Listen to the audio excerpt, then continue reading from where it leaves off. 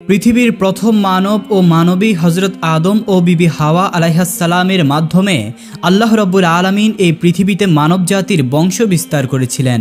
মানব বংশ বিস্তারের প্রক্রিয়াটি ছিল এই যে হজরত হাওয়া আলাইহাসসালাম প্রতি বছর 2টি করে যমজ সন্তান প্রসব করতেন।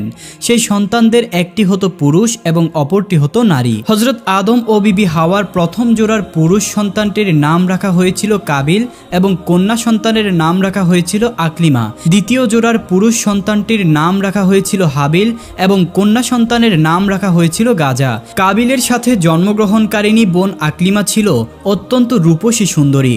আল্লাহ রব্বুল আলামিন তাকে সীমাহীন রূপ সৌন্দর্য দান করেছিলেন। পক্ষান্তরে হাবিলের সাথে জন্মগ্রহণ করা কন্যা সন্তান গাজা তেমন রূপবতী ছিল না।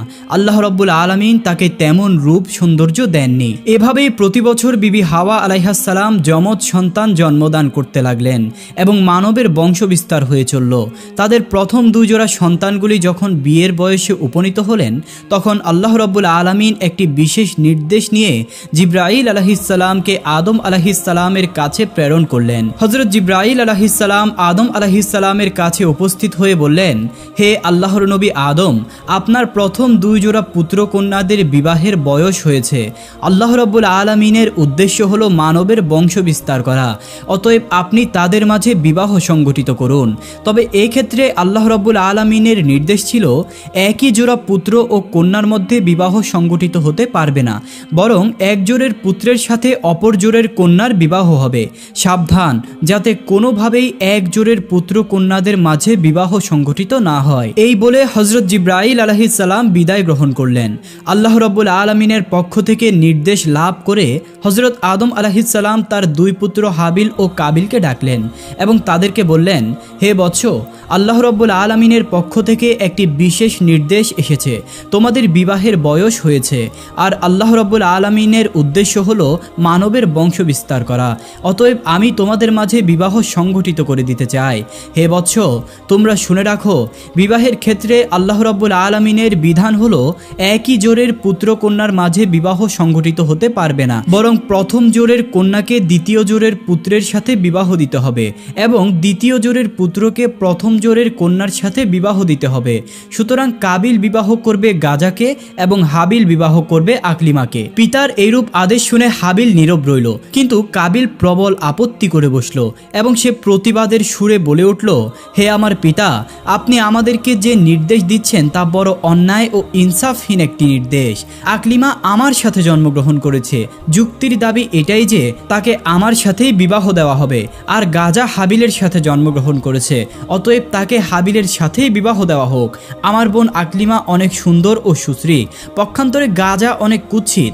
আমি আমার বোন আকলিমাকে ছাড়া অন্য কাউকেই বিবাহ করব না। সুতরাং হাবিল তার কুৎসিত বোন গাজাকে বিবাহ করুক আর আমি আমার সুন্দরী বোন আকলিমাকেই বিবাহ করব। আল্লাহ তাআলা তো আমাদেরকে মায়ের গর্ভে জোড়ায় জোড়ায় সৃষ্টি করেছেন, অতএব দুনিয়ার জমিনে ভূমিষ্ঠ হবার পরে আপনি কেন এই জোড়া ভাঙতে চাচ্ছেন? এটা তো কঠিন জুলুম, অত্যাচার এবং ন্যায় নীতিহীন একটি আদেশ। হে আমার পিতা, আমার মনে হয় আপনি হাবিলকে অধিক ভালোবাসেন, তাই তার সাথে আমার সুন্দরী বোন আকলিমাকে বিবাহ দিতে চাচ্ছেন। তবে আমিও আমার পরিষ্কার সিদ্ধান্ত জানিয়ে দিচ্ছি, আমি হাবিলের সাথে আকলিমার বিবাহ কোনোভাবেই মেনে নিব না। যে করেই হোক আমার বোন আকলিমাকে আমিই বিবাহ করব। আমি আপনাকে আগেই জানিয়ে দিচ্ছি, আমাদের বিবাহ নিয়ে যদি কোনো দুর্ঘটনা সৃষ্টি হয় তাহলে তার জন্য আপনিই দায়ী থাকবেন। কাবিলের কথা শুনে আদম আলাইহিসসালাম বললেন, বৎস, তুমি হয়তো মনে করছো যে এগুলি আমার নিজের বানানো কোনো কথা, কিন্তু আমি এবার নিজে থেকে কোনো কিছুই বানিয়ে বলছি না। আমি আল্লাহ রব্বুল আলামিনের হুকুমগুলি তোমাদেরকে শুনিয়ে দিচ্ছি মাত্র। আর তুমিও জেনে রাখো, আল্লাহ রব্বুল আলামিনের বিধানের সামান্যতম আমি নড়চড় করব না। তার নির্দেশ অনুসারেই তোমাদের বিবাহ সংগঠিত হবে। আমি একবার তার হুকুম অমান্য করে বেহেশত থেকে দুনিয়ায় নিক্ষিপ্ত হয়েছি, আমি আর কোনোদিন তার কোনো নির্দেশ অমান্য করতে পারবো না। পুনরায় যদি আমি আমার প্রতিপালকের হুকুমের অন্যথা করি তাহলে আমার উপর কোন বিপদ আসবে তা আমি জানি না। আমি আমার প্রতিপালকের আযাব ও শাস্তি নিয়ে অত্যন্ত ভীত সন্তুষ্ট। অতএব হে বৎস, অবনত চিত্তে আল্লাহ রব্বুল আলামিনের হুকুমকে মেনে নাও এবং তিনি যেভাবে বিবাহের ফরমান জারি করেছেন সে মতেই তোমরা বিবাহ করার জন্য প্রস্তুত হয়ে যাও। কিন্তু হযরত আদম আলাইহিসসালামের কোনো নসিহতি কাবিলের কর্ণগোচর হলো না। সে তার জিদের উপরেই অটল থাকলো হযরত আদম আলাইহিসসালাম তাদেরকে বললেন, ঠিক আছে, তোমরা এখন যাও, আমি এই ব্যাপারে আল্লাহ রাব্বুল আলামিনের পরবর্তী নির্দেশের অপেক্ষা করব। অতঃপর আল্লাহ রাব্বুল আলামিনের নির্দেশ আমি তোমাদেরকে জানিয়ে দিব। এরপর হযরত আদম আলাইহিসসালাম আল্লাহ রাব্বুল আলামিনের দরবারে দোয়া করলেন, হে মাবুদ, আমার সন্তানদের বিবাহের ব্যাপারে যে ফিতনা সৃষ্টি হয়েছে তা তুমি সবকিছুই দেখছো, আমাকে এই ব্যাপারে একটি উত্তম ফয়সালা দান করুন, যাতে করে প্রত্যক্ষভাবে তারা এর একটি প্রমাণ পেতে পারে। হযরত আদম আলাইহিসসালামের দোয়ার পরিপ্রেক্ষিতে আল্লাহ রাব্বুল আলামিনের নির্দেশ নিয়ে হযরত জিবরাইল আলাইহিসসালাম তার কাছে আগমন করলেন এবং তিনি বললেন, হে আদম, আপনি আপনার পুত্রদ্বয়কে কুরবানি করার নির্দেশ দিন, তারা তাদের কুরবানি নিয়ে পাহাড়ে রেখে আসবে, অতঃপর যার কুরবানি কবুল করা হবে সেই আকলিমাকে বিবাহ করবে। আল্লাহ রাব্বুল আলামিনের পক্ষ থেকে নির্দেশ প্রাপ্ত হয়ে হযরত আদম আলাইহিসসালাম পুনরায় তার পুত্রদ্বয়কে ডাকলেন এবং তিনি তাদেরকে বললেন, হে বৎসদ্বয়, আল্লাহ রাব্বুল আলামিনের নির্দেশ হলো তোমরা দুজনেই কুরবানি করবে এবং তোমাদের কুরবানির বস্তু পাহাড়ের উপর রেখে আসবে, যার কুরবানিকে আল্লাহ রাব্বুল আলামিন কবুল করবেন সেই আকলিমাকে বিবাহ করতে পারবে। অতএব যাও, তোমরা তোমাদের কুরবানি পাহাড়ের উপর রেখে আসো। হযরত আদম আলাইহিসসালামের যুগে কুরবানির নিয়ম ছিল কুরবানির বস্তু পাহাড়ের উপর রেখে আসা হতো। আল্লাহ রাব্বুল আলামিন যার কুরবানি কবুল করতেন তার কুরবানি আগুন এসে জ্বালিয়ে দিত, আর এটাই ছিল আল্লাহ রাব্বুল আলামিনের কাছে কুরবানি কবুল হওয়ার নিদর্শন। পিতার নির্দেশ পেয়ে হাবিল ও কাবিল তাদের নিজ নিজ মাল থেকে কুরবানির বস্তু সংগ্রহের জন্য চলে গেল। কাবিল ছিল কৃষক, কৃষি কাজ করে শস্য উৎপন্ন করত, সুতরাং সে তার কৃষি পণ্যের মাধ্যমে কুরবানির সামগ্রী সংগ্রহের জন্য মনস্থির করল। পক্ষান্তরে হাবিল ছিল একজন মেষ পালক, সে মেষ চড়িয়েই জীবিকা উপার্জন করত, তাই সে তার মেষগুলি থেকে আল্লাহ রাব্বুল আলামিনের রাস্তায় একটিকে কুরবানির জন্য মনস্থির করল। এক্ষেত্রে সে তার সবচাইতে উত্তম ও মোটা তাজা মেষটিকে আল্লাহ রাব্বুল আলামিনের রাস্তায় কুরবানি করার জন্য ঠিক করলো। অতঃপর কাবিল ও হাবিল দুজনেই তাদের কুরবানি পাহাড়ের উপর রেখে আসলো। মুফাসসিরিনে কিরাম উল্লেখ করেছেন যে হযরত আদম আলাইহিসসালামও তাদের সাথে সেই স্থানে উপস্থিত ছিলেন। এর কিছুক্ষণ পরেই আল্লাহ রাব্বুল আলামিনের পক্ষ থেকে এক খণ্ড আগুন এসে হাবিলের কুরবানিকে জ্বালিয়ে দিল। এই দৃশ্য দেখে হাবিল অত্যন্ত খুশি ও আনন্দিত হয়ে আল্লাহ রাব্বুল আলামিনের দরবারে শুকরিয়া জ্ঞাপন করলো। পক্ষান্তরে কাবিল লজ্জায় ও অনুতাপে হিংস্র ও ক্রুদ্ধ মূর্তি ধারণ করলো। সে আদম আলাইহিসসালামকে বলল, পিতা, আপনি হাবিলকে অধিক ভালোবাসেন এবং তার জন্যই দোয়া করেছেন, তাই তার কুরবানি কবুল হয়েছে, কিন্তু আমাকে আপনি ভালোবাসেন না এবং আমার জন্য দোয়াও করেননি, তাই আমার কুরবানি কবুল হয়নি। এবং সে হাবিলকে লক্ষ্য করে বলল, হাবিল, অবশ্যই আমি তোমাকে হত্যা করব। হাবিল প্রতিউত্তরে বলল, হে ভ্রাতা, তুমি যদি আমাকে হত্যা করার জন্য তোমার হাত সম্প্রসারিত করো, আমি তোমাকে হত্যা করার জন্য আমার হাত সম্প্রসারিত করব না। আমি চাই তুমি আমার পাপ এবং তোমার পাপ বহন করো, আর কেবলমাত্র মুত্তাকিদের পক্ষ থেকেই আল্লাহ রাব্বুল আলামিন কবুল করে থাকেন। হযরত আদম আলাইহিসসালাম তাকে বললেন, বৎস, তুমি নিজের চোখেই প্রত্যক্ষ করলে আল্লাহ রাব্বুল আলামিনের মর্জি ও ইচ্ছা কোনটি। আল্লাহ রাব্বুল আলামিনের মর্জি ও ইচ্ছার প্রতি সন্তুষ্ট থেকে তুমি হাবিলের সাথে সদ্ভাব বজায় রাখো এবং আল্লাহ রাব্বুল আলামিনের ফরমান অনুযায়ী বিবাহ করায় রাজি হয়ে যাও। এতে আল্লাহ রাব্বুল আলামিন অত্যন্ত খুশি হবেন এবং দুনিয়া ও আখিরাত উভয় জাহানেই তোমার কল্যাণ হবে। কিন্তু কাবিল পিতার কোনো কথার দিকেই কর্ণপাত করল না। সে নিজের অপমানের জ্বালায় হাবিলের প্রতি আরও শত্রু ভাবাপন্ন হয়ে পড়ল। সে দৃঢ় প্রতিজ্ঞা করল, যে করেই হোক হাবিলকে সে হত্যা করবেই। এরপর থেকে সে হাবিলকে হত্যা করার জন্য সুযোগ খুঁজতে লাগলো, কিন্তু আদম আলাইহিসসালাম বিদ্যমান থাকার কারণে সে কোনোভাবেই এই সুযোগ পাচ্ছিল না। এর কিছুদিন পরেই আল্লাহ রাব্বুল আলামিনের পক্ষ থেকে হযরত আদম আলাইহিসসালামের কাছে নির্দেশ আসলো, হে আদম, তুমি আমার ঘর বাইতুল্লাহ জিয়ারত করার জন্য মক্কার উদ্দেশ্যে গমন করো। হযরত আদম আলাইহিসসালাম আল্লাহ রাব্বুল আলামিনের পক্ষ থেকে এই নির্দেশ লাভ করার পরে আকাশের দিকে লক্ষ্য করে তিনি বললেন, হে আকাশ, তুমি কি আমার সন্তান সন্ততিদেরকে রক্ষা করার দায়িত্ব গ্রহণ করবে? প্রতিউত্তরে আকাশ বলল, হে আদম, আমি তোমার সন্তানদেরকে রক্ষার দায়িত্ব গ্রহণ করতে পারবো না। এরপরে হযরত আদম আলাইহিসসালাম পাহাড়কে লক্ষ্য করে বললেন, হে পাহাড়, তুমি কি আমার সন্তানদেরকে রক্ষার দায়িত্ব গ্রহণ করতে পারবে? পাহাড় জবাব দিল, হে আদম, আমি তোমার সন্তানদেরকে রক্ষার দায়িত্ব গ্রহণ করতে পারবো না। অতঃপর হযরত আদম আলাইহিসসালাম জমিনকে লক্ষ্য করে বললেন, হে জমিন, তুমি কি আমার সন্তানদেরকে রক্ষা করার দায়িত্ব গ্রহণ করতে পারবে? জমিনও হযরত আদম আলাইহিসসালামকে একই উত্তর দিল। তখন হযরত আদম আলাইহিসসালাম হাবিলকে বললেন, হে হাবিল, তুমি কি আমার সন্তানদেরকে রক্ষা করার দায়িত্ব গ্রহণ করতে পারবে? হাবিল বলল, হে আমার পিতা, আল্লাহ রব্বুল আলামিন যদি আমার উপর অনুগ্রহ করেন তাহলে অবশ্যই আমি এই দায়িত্ব গ্রহণ করতে রাজি আছি। এরপরে হযরত আদম ও বিবি হাওয়া স্বীয় সন্তানদেরকে রক্ষণাবেক্ষণের দায়িত্ব হাবিলের কাছে দিয়ে মক্কার উদ্দেশ্যে রওনা হয়ে গেলেন। আদম আলাইহিস সালাম হজে গমন করার পরে কাবিল তার উদ্দেশ্য সিদ্ধির জন্য একটি বিশাল সুযোগ পেয়ে গেল। এতদিনে সে পিতার শাস্তির ভয়ে তার উদ্দেশ্য সিদ্ধ করতে পারছিল না, কিন্তু যখন পিতা তাদের থেকে দূরে চলে গেল তখন আর কিসের ভয়? কোনো একদিন হাবিল তার বকরি ও মেষপাল চড়াতে মাঠে গেল। এরপরে সে ক্লান্ত হয়ে একটি বৃক্ষের ছায়ায় ঘুমিয়ে পড়ল। কাবিল যখন দেখল হাবিল নির্জন একটি প্রান্তরে গাছের ছায়ায় একাই ঘুমিয়ে রয়েছে, তখন সে সেটিকে বিশেষ সুযোগ মনে করতে লাগলো। সে ভাবল হাবিলকে হত্যা করার জন্য এটাই উপযুক্ত সময়, কিন্তু সে একটি বিপদের সম্মুখীন হয়ে গেল। হত্যা করবে তো ঠিকই, কিন্তু হত্যা করবে কোন উপায়ে তা সে স্থির করতে পারল না। যেহেতু ইতিপূর্বে কেউ কোনো মানুষ হত্যা করেনি, তাই এই পদ্ধতি কাবিলের জানা ছিল না। মানবজাতির চিরশত্রু ইবলিস যখন দেখল হত্যা করা নিয়ে হাবিল একটি বিশেষ সমস্যায় পতিত হয়েছে, তখন সে ভাবতে লাগলো অবশ্যই তাকে সাহায্য করা আমার একান্ত দায়িত্ব ও কর্তব্য। মূলত সে তো এরকম একটি সুযোগের অপেক্ষায় ছিল, তাই সে আর কাল বিলম্ব না করে একজন পথিকের আকৃতিতে কাবিলের সামনে আত্মপ্রকাশ করলো। অতঃপর সে তার শয়তানি শক্তির বলে একটি কৃত্রিম সাপ তৈরি করলো। সাপটি ধীরে ধীরে মানবরূপী ইবলিসের দিকে এগিয়ে আসতে লাগলো। ইবলিস জমিন থেকে একটি পাথর উঠিয়ে সাপের মাথা লক্ষ্য করে ছুঁড়ে মারল। ফলে সাপের মাথা চূর্ণ বিচূর্ণ হয়ে গেল এবং সেখানেই সাপটি প্রাণ ত্যাগ করলো। হত্যা করার এই পদ্ধতি দেখে কাবিল অত্যন্ত খুশি হলো এবং সে স্থির করলো এই পদ্ধতিতেই সে তার ভাই হাবিলকে হত্যা করবে। হত্যা করার পদ্ধতি শিকার পরে কাবিল ধীরে ধীরে হাবিলের দিকে এগিয়ে যেতে লাগলো। যখন সে হাবিলের কাছে পৌঁছে গেল তখন সে বিরাট একটি পাথর হাতে তুলে নিল। অতঃপর সে পাথরটি ঘুমন্ত হাবিলের মাথা লক্ষ্য করে প্রচন্ড বেগে ছুঁড়ে মারল।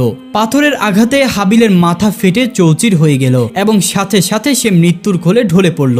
হাবিলের মৃত্যু তো হলো ঠিকই, কিন্তু এখন একটি নতুন সমস্যা দেখা দিল, আর তা হলো এই যে হাবিলের মৃতদেহ কিভাবে গোপন করে নিজের আত্মরক্ষা করবে। তার মনে এই চিন্তা দেখা দিল যে যদি হাবিলের লাশ এভাবে এখানে পড়ে থাকে তাহলে তার মৃত্যুর কথা নিশ্চয়ই পিতার কর্ণগোচর হবে এবং আমি যে তার হত্যাকাণ্ড ঘটিয়েছি এটা অবশ্যই তিনি বুঝতে পারবেন। সুতরাং হাবিলের মৃত্যুর খবর কিছুতেই যাতে পিতার কানে না পৌঁছে এবং তার লাশেরও যাতে তিনি কোনো সন্ধান না পান, এজন্য তার লাশকে গোপন করে রাখা দরকার। কিন্তু কাবিল বুঝতে পারছিল না যে কিভাবে সে তার ভাই হাবিলকে দাফন করবে। যেহেতু ইতিপূর্বে এ কাজ পৃথিবীর কোনো মানুষই করেনি, তাই কাবিল তার ভাই হাবিলের মৃত লাশ কাঁধে নিয়ে এদিক সেদিক ঘোরাঘুরি করতে লাগলো। আর সে ভাবতে লাগলো কিভাবে এই লাশটিকে গোপন করা যায়। অনেক মুফাসসিরিন কেরামগণ বলেছেন কাবিল এভাবে তার ভাইয়ের লাশটিকে নিয়ে 1 বছর পর্যন্ত ঘুরেছিল। অনেকের মতে কয়েক মাস ঘুরেছিল, আবার কেউ কেউ বলেন কয়েক দিন বা কয়েক সপ্তাহ পর্যন্ত ঘুরেছিল। তবে সঠিক ব্যাপারটি আল্লাহ রাব্বুল আলামিনই ভালো জানেন।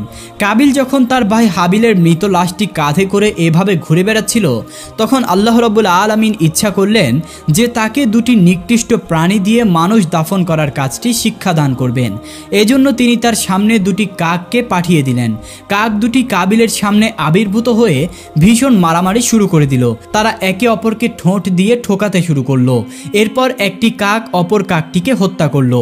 এরপর জীবিত কাকটি তার ঠোঁট দিয়ে একটি গর্ত খনন করলো এবং মৃত কাকটিকে সেই গর্তের মধ্যে রেখে তার উপর মাটি চাপা দিল এবং সে উড়ে চলে গেল। তাদের কাছ থেকে মানুষ দাফনের এই পদ্ধতি শিক্ষা লাভ করার পরে কাবিল মনে মনে ভীষণ লজ্জিত হলো এবং সে নিজেকে এই বলে ধিক্কার দিতে লাগলো যে হায়রে, আমি এই সামান্য কাকের মতো বুদ্ধিমান নয়।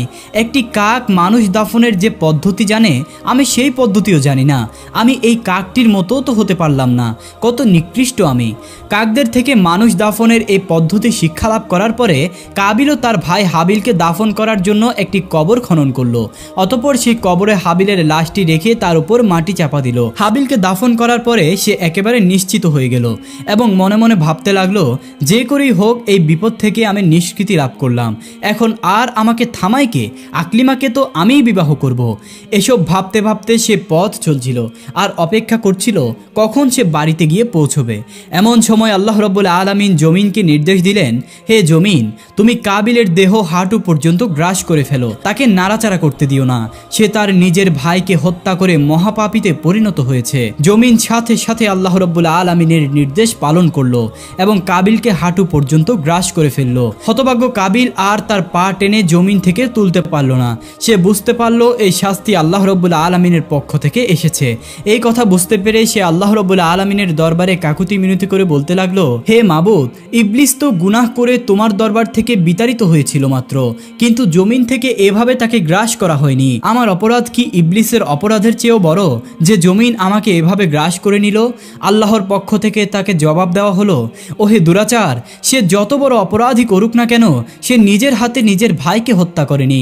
কাবিল আবার বলল, হে মাবুদ, আমার পিতা বেহেশতে অবস্থানকালে তোমার হুকুম অমান্য করে বড় গুনাহ করেছিল, তাকে তুমি শাস্তি দিয়েছ বটে, কিন্তু তাকেও তো জমিন থেকে এভাবে গ্রাস করে দাওনি। আল্লাহর তরফ থেকে জবাব আসলো, হে নিষ্ঠুর, তোমার পিতা আমার আদেশ অমান্য করে অন্যায় করেছিল নিজের প্রতি, কিন্তু তুমি এমন অপরাধ করেছো যার দ্বারা অন্যের হক নষ্ট হয়েছে, তুমি অন্যের প্রতি অবিচার করেছো, সুতরাং তোমার অপরাধ সর্বাপেক্ষা গুরুতর। এরপর আল্লাহ রাব্বুল আলামিন জমিনকে নির্দেশ দিলেন, হে জমিন, তুমি কাবিলের দেহকে তার বুক পর্যন্ত গ্রাস করে ফেলো। সাথে সাথে জমিন আল্লাহ রাব্বুল আলামিনের হুকুম পালন করলো এবং কাবিলের দেহকে বুক পর্যন্ত গ্রাস করে ফেললো। তখন কাবিল দিশেহারা হয়ে ব্যাকুলভাবে আল্লাহর দরবারে মিনতি জানাতে লাগলো, হে দয়াময় প্রভু, আমি না বুঝে ইবলিসের প্ররোচনায় পড়ে আমার ভাই হাবিলকে হত্যা করেছি এবং আমি মহা অন্যায় করেছি। সত্যি এর চেয়ে বড় অন্যায় আর কিছুই নেই, কিন্তু হে দয়াময়, তোমার রহমত তো অপরিসীম, তুমি সব কিছুই ক্ষমা করে দিতে পারো। হে আল্লাহ, আমি আমার পিতার নিকট শুনেছি যে তার গুনাহটি তুমি তোমার প্রিয় হাবিব সাল্লাল্লাহু আলাইহি ওয়াসাল্লাম এর ওসিলায় ক্ষমা করে দিয়েছিলে। আমাকেও তুমি তোমার সেই মহান হাবিবের বরকতের ওসিলায় ক্ষমা প্রদর্শন করো। এবার আল্লাহ রাব্বুল আলামিন তার প্রিয় হাবিব মুহাম্মদ সাল্লাল্লাহু আলাইহি ওয়াসাল্লাম এর সম্মান ইজ্জত রক্ষার তাগিদে জমিনকে বললেন, হে জমিন, তুমি কাবিলকে ছেড়ে দাও। জমিনের কবল থেকে মুক্তি লাভ করার পরে কাবিল ভাবতে লাগলো, যেভাবেই হোক এই বিপদ থেকে আমি রক্ষা পেলাম, এবার আর আমাকে ঠেকাই কে? আকলিমাকে তো আমিই বিবাহ করব। কাবিল এই কথা চিন্তা করার সাথে সাথে আল্লাহ রাব্বুল আলামিনের একজন আযাবের ফেরেশতা এসে তাকে পাকড়াও করলো এবং তাকে একটি পাহাড়ে বন্দি করে তার মাথায় একটি পাথর দ্বারা আঘাত করলো, আর সাথে সাথে কাবিলের মৃত্যু হয়ে গেল এবং আল্লাহ রাব্বুল আলামিন পুনরায় তাকে জীবিত করে দিলেন। পুনরায় সেই ফেরেশতা তার মাথায় পাথর দ্বারা আঘাত করলো এবং পুনরায় সে মৃত্যুবরণ করলো। বলা হয়ে থাকে কিয়ামত পর্যন্ত এই ফেরেশতা কাবিলকে এভাবেই শাস্তি দিতে থাকবে। সহিহ মুসলিম শরীফে রাসূল করিম সাল্লাল্লাহু আলাইহি ওয়াসাল্লাম এর পক্ষ থেকে একটি হাদিস বর্ণিত হয়েছে। রাসূলুল্লাহ সাল্লাল্লাহু আলাইহি ওয়াসাল্লাম বলেছেন, কিয়ামত পর্যন্ত যত অন্যায় হত্যাকাণ্ড ঘটবে সেই পাপের একটি অংশ আদম আলাইহিস সালামের পুত্র কাবিলের আমল নামায় লেখা হতে থাকবে, কেননা সেই প্রথম ব্যক্তি যে হত্যার মতো ভয়ঙ্কর এই পাপ কাজকে পৃথিবীর জমিনে চালু করেছিল। কাবিল যখন হাবিলকে হত্যা করেছিল তখন আদম আলাইহিস সালাম হজ আদায়ের জন্য মক্কা শরীফে ছিলেন। আদম আলাইহিস সালাম দেশে ফিরে এসে হাবিলের সন্ধান না পেয়ে তার সন্তানদের কাছে জিজ্ঞাসা করলেন, হে বৎস, তোমরা কি তোমাদের ভাই হাবিলের কোনো সন্ধান জানো? আমি তাকে দেখছি না কেন? আদম আলাইহিস সালামের সন্তানগণ তাকে উত্তর দিল, হে পিতা, আপনি হজ করতে যাওয়ার কিছুদিন পর থেকেই আমরা আমাদের ভাই হাবিল ও কাবিল দুজনকেই দেখছি না। আমরা তাদেরকে অনেক খোঁজাখুঁজি করেছি, কিন্তু তাদের কোনো সন্ধান পাইনি। আমরা জানি না তারা কোথায় আছে এবং কি করছে। তাদের কথা শুনে আদম আলাইহিস সালাম বুঝতে পারলেন অবশ্যই কাবিল হাবিলকে হত্যা করেছে, আর সে তো তাকে ইতিপূর্বেই হত্যার হুমকিও দিয়ে রেখেছিল। আর এই দ্বন্দ্বের একমাত্র কারণ যে তার কুপুত্র কাবিলের অন্যায় জেদি ছিল তা তিনি অবশ্য জানতেন। সুতরাং কাবিলের কারণে তার মনে খুব দুঃখ হলো না, কিন্তু হাবিলকে হারিয়ে তিনি একেবারেই শোকাকুল হয়ে পড়লেন। অতঃপর তিনি আল্লাহ রাব্বুল আলামিনের দরবারে কাঁদতে কাঁদতে প্রার্থনা করলেন, হে আল্লাহ, হাবিলকে যদি হত্যা করা হয়ে থাকে তবে তার কবর ও মৃত লাশের চিহ্নটুকু তুমি আমাকে দেখিয়ে দাও, তাতে আমি শান্তি পাবো। আদম আলাইহিসসালামের এই দোয়ার পরিপ্রেক্ষিতে আল্লাহ রাব্বুল আলামিন তাকে জানিয়ে দিলেন, হে আদম, তোমার কুপুত্র কাবিল তোমার সন্তান হাবিলকে হত্যা করেছে, এজন্য কিয়ামত পর্যন্ত তাকে এই পাপের শাস্তি ভোগ করতে হবে। এই পৃথিবীতে তোমার যত সন্তানই অন্যায়ভাবে হত্যাকাণ্ড সংগঠিত করবে, সেই হত্যাকাণ্ডের পাপের একটি অংশ তোমার কুপুত্র কাবিলের আমলনামায় লিপিবদ্ধ করা হবে। অতঃপর আল্লাহ রাব্বুল আলামিন তাকে হাবিলের মৃত্যুর জায়গা ও তার কবর সম্পর্কে জানিয়ে দিলেন। আল্লাহ রাব্বুল আলামিনের পক্ষ থেকে এই সংবাদটি জানার পরে আদম আলাইহিসসালাম সেই স্থানে গেলেন এবং তিনি কবর থেকে হাবিলের লাশটিকে উঠিয়ে দেখলেন তার মাথা চূর্ণ বিচূর্ণ করে দেওয়া হয়েছে এবং তার সারা শরীর এখনো রক্তে রঞ্জিত হয়ে রয়েছে। তখন হযরত আদম আলাইহিসসালাম হাবিলের লাশটিকে বাড়িতে নিয়ে আসলেন। পুত্রের এই অবস্থা দেখে বিবি হাওয়াও কাঁদতে কাঁদতে অস্থির হয়ে গেলেন। অতঃপর তারা সিদ্ধান্ত নিলেন হাবিলের লাশটিকে একটি সিন্দুকে করে তারা তাদের কাছেই রেখে দিবেন। তাদের এই চিন্তা করার পরে জিবরাইল আলাইহিসসালাম আল্লাহ রাব্বুল আলামিনের হুকুম নিয়ে তাদের কাছে এসে বললেন, হে আদম ও বিবি হাওয়া, আপনারা যে সিদ্ধান্ত নিয়েছেন এটি আল্লাহ রাব্বুল আলামিনের সিদ্ধান্ত নয়। কোনো মৃত মানুষকে আপনারা আপনাদের কাছে রেখে দিতে পারেন না, বরং আল্লাহ রাব্বুল আলামিনের হুকুম হলো তাকে আপনারা উত্তম রূপে গোসল করিয়ে জমিনে পুনরায় দাফন করে দিন। জিবরাইল আলাইহিসসালামের পরামর্শে আদম আলাইহিসসালাম পুনরায় তার পুত্র হাবিলের লাশটিকে উত্তম রূপে কাফনের কাপড় পরিধান করিয়ে দাফন করে দিলেন।